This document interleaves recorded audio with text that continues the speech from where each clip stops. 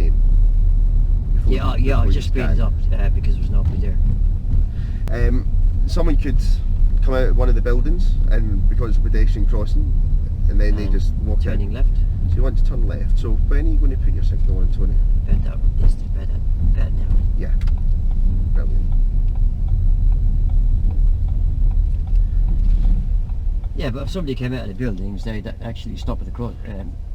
They wouldn't just walk straight out on the crossing, would they? And they might. So you've got to keep your speed the same. Well, it'd be very stupid just to walk straight onto a crossing, wouldn't it? That's some people might do that. Oh, I suppose children might do it, wouldn't they? Yeah, children might do it. So the reason you keep your speed the same is it gives you a chance to actually effectively scan. Oh. Okay. I was reading my highway code last night. Yes. Because I've got to start studying for this theory. And it mentioned the flashing amber. And Yes. I fell asleep before I got to the answer. Right, the flashing amber. You mean on the traffic lights at one of the crossings? Is that what? It mentioned flashing amber on the control crossing. On a control crossing, okay. That's all I can remember, and then I fell asleep. The flashing amber. And we're going to turn right. I'm going to turn right. Good timing in a second. The flashing amber. Yeah, I'm listening, yeah. Sorry, it means that you need to give way to anybody that's already on the crossing.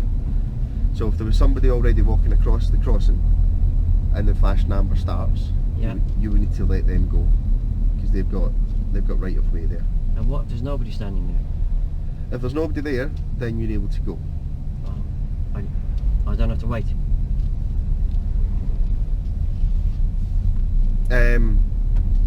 No, you wouldn't have to wait. Oh. Is there any way of telling on these control crossings if somebody's pressed the button on the boxes? It's the difference with the two crossings. So like the puffin one, the one that's got the picture of the red man on the box, there's also the button which will have the red ring turning left. and turning left. And with the pelican, with the box, it would actually have the word wait on it. Yeah, what did you say was on the puffin one again? On the puffin, yeah, which is one that you have the picture of the red man. Yeah. There is the button itself. If it had been pressed, it would have a red ring round it would be lit up. And there's also like a red square light at the top of that box as well. Oh. So if somebody presses that, I know they're going to change. Yes. It's always handy to know things like that. It is, yeah. So you know this timing of signals? Yes. I don't know what my wife's up to. But sometimes she signals really, really early. Is she on a road where you could be going faster? Well, she drives fast everywhere. Does she? And we're going to turn left. And we're going to turn left at the end, please, Tony.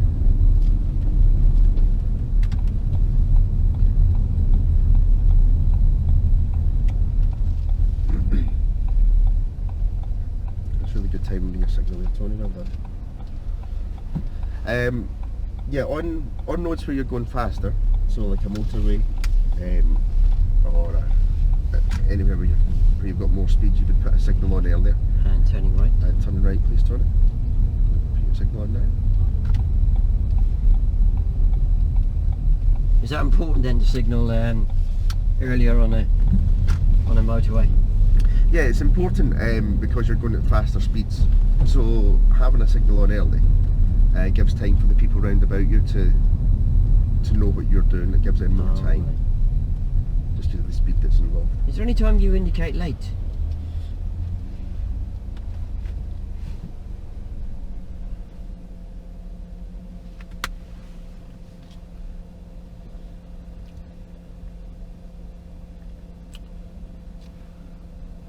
You may end up indicating later if the road situation changes in front of you.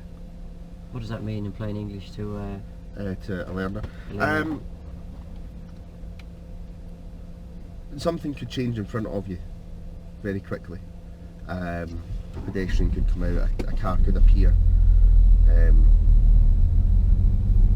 and you may need to indicate to them what you're doing, and it could end up being later than you would anticipate. And we're going to turn right. You want to turn right, please, Tony. Okay. Would you like a chance to try using some hand signals, Tony? Would you mind if I leave him to the next lesson? Because I've got a bit of a cold today. Yeah, that's not a problem at all. And we're going to park on the right. And we're going to park on the right, please, Tony.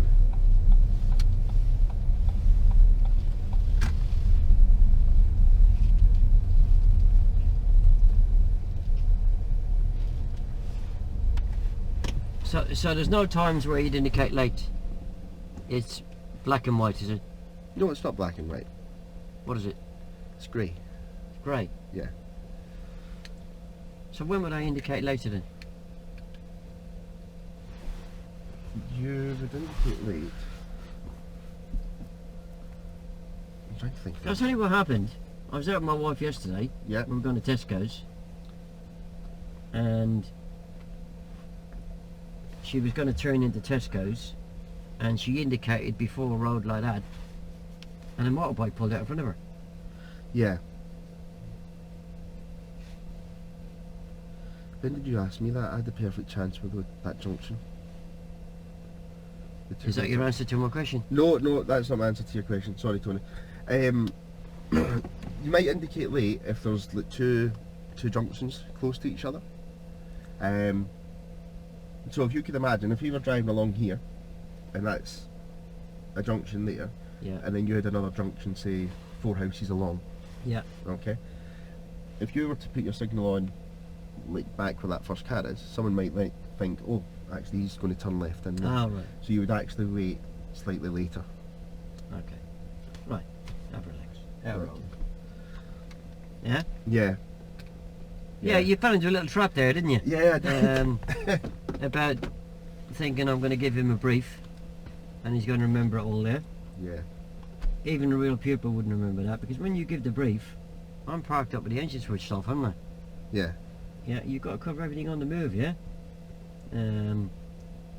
Zigzag lines never got a mention until I tried to use the cash machine. Yeah. Beckoning pedestrians never got a mention until I saw Johnny Boy standing on the corner, yeah? Yeah. Yeah? Yeah, okay, you reacted to it. But if you had been proactive, and there was a lot of good proactive stuff there, yeah? So like, The identification of the crossings was very, very good.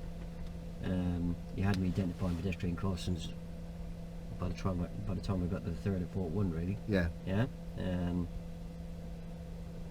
But think what's involved in a pedestrian crossing, what leads up to it, what's the other side of it, yeah? Yeah.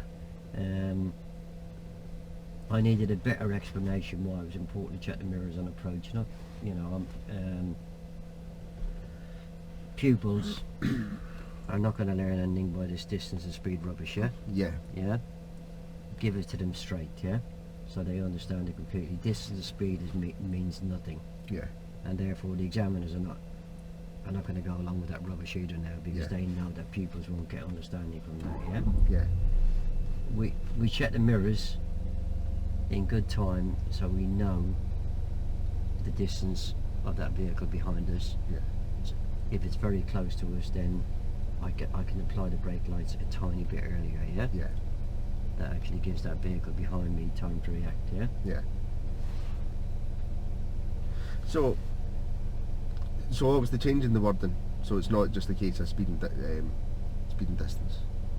It's about giving more time. I've just given you an explanation. Yeah. haven't So you got Yeah. that. The one with the guy that was crossing the road. Yeah. Now I've got to say, like actually, like I saw he was there, and I thought, is Tony actually going to beckon him over? I actually thought that, and then obviously you did. Should I have actually even picked up before and said, are you going to beckon that guy to cross, or not do that? Has that been too proactive in what you're doing? Do you know what I mean? Do you have to wait until we're on top of crossings to actually talk about them? No, I can talk as we're driving along. Do you have to, let's just say we didn't come across that pedestrian, Yeah. then I'd probably verbally test you on that and say, my wife always waves pedestrians across to get rid of them, yeah? Yeah. Would it not be better if you come in and covered it? Yeah. Yeah? But it's very important you also come in and cover the zigzags on the move, yeah? Yeah. Which is where you call me out. It was the same with the indicator. You got a blank on that, yeah? I wouldn't go along with the 5 or 6 car lengths. Yeah. Pick a point, tell me where to indicate. Yeah. Then I can look at the distance between the two, yeah? Yeah. But then I came back with some questions. You got the first one very, very quickly. Yeah. It's normally the other way around. When I say to people, my wife indicates really early, and they go, oh, she shouldn't do that, but you got it straight away. Yeah. It's to do it. It's the other way around. I didn't get. But then, you know, when I said to you about, is there any occasions I should indicate late? Well, yeah, you get 2 roads together. Yeah. Yeah. It's the colour of that, well, kind of the colour of that wall over there, at the bottom of that wall, grey. Grey. Yeah. Yeah. Most of driving is a great big grey area. Yeah. It's, There's only 2 black and white rules in driving, really. Stop at a red light and stop at the stop sign, yeah? yeah. But for a first attempt, well done. Thank you. Yeah? Right. So have you learned from that the brief... The brief doesn't mean anything. It doesn't mean anything, yeah? And we don't do that to be awkward. The examiners don't do it to be awkward. We do it because we know from experience that when you're talking to a real student with the car parked up, the engine switched off, they're nice and relaxed,